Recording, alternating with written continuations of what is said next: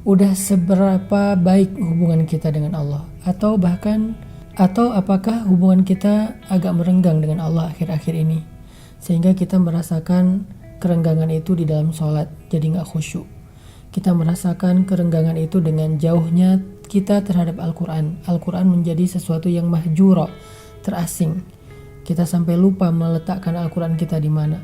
Kerenggangan itu dirasakan dengan mudahnya hati kita merasa sedih, galau, dan berputus asa, berkeluh kesah. Kerenggangan itu terasa dalam hubungan kita dengan keluarga kita, antara kita dengan pasangan, antara kita dengan orang tua, antara kita dengan sahabat.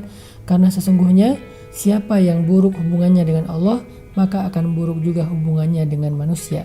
Siapa yang baik hubungannya dengan Allah, maka akan baik juga hubungan dia dengan manusia. Kita pengen merenungkan tentang hubungan kita dengan Allah.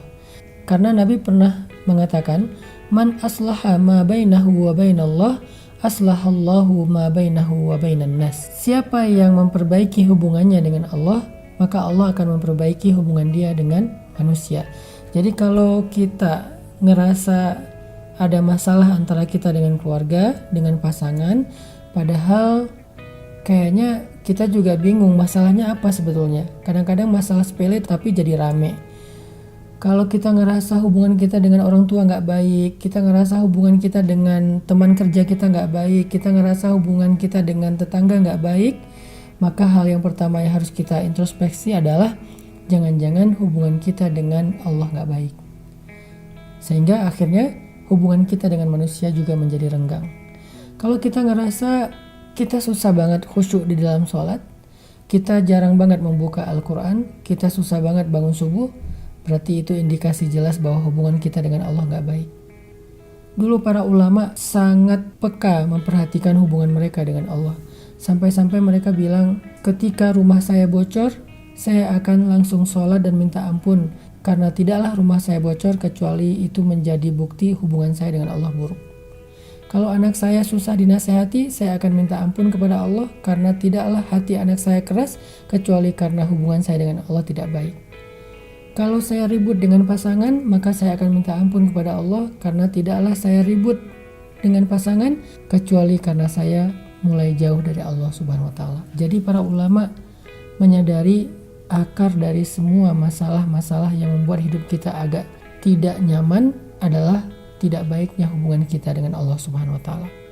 Dan hubungan kita dengan Allah itu bukan hanya akan menjadi jaminan kebaikan kita di dunia, tetapi juga menjadi jaminan kebaikan kita di akhirat. Karena di akhirat kita udah gak bisa berharap ke siapa-siapa kecuali Allah. Malik yaumiddin, yauma la yanfa'u malu wala banun illa man atallaha biqalbin salim. Hari ketika harta dan keluarga udah gak lagi bermanfaat kecuali orang yang datang kepada Allah dengan hati yang salim, hati yang beriman, hati yang tunduk kepada Allah Subhanahu wa taala. Makanya coba kita renungkan kembali, sudah sebaik apa hubungan kita dengan Allah? Kita lihat kehidupan kita, kita lihat ibadah kita, kita lihat puasa kita udah sampai hari ini. Udah hari kesekian, apakah puasa kita masih banyak kekurangan? Apakah kita masih malas untuk tarawih? Apakah kita masih malas untuk subuh?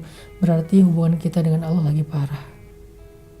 Sehingga udah saatnya kita memperbaiki hubungan kita dengan Allah. Balikan lagi kepada Allah.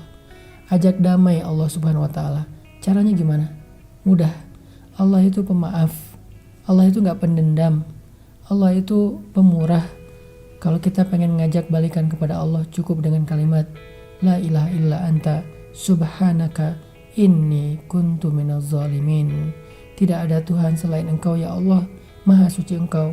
Aku yang zalim, aku yang salah. Akui kesalahan kita, minta ampun sama Allah, maka insya Allah hubungan kita akan kembali baik. Kalau hubungan kita baik dengan Allah, semuanya secara berangsur akan membaik dalam kehidupan kita. Barakallahu fikum.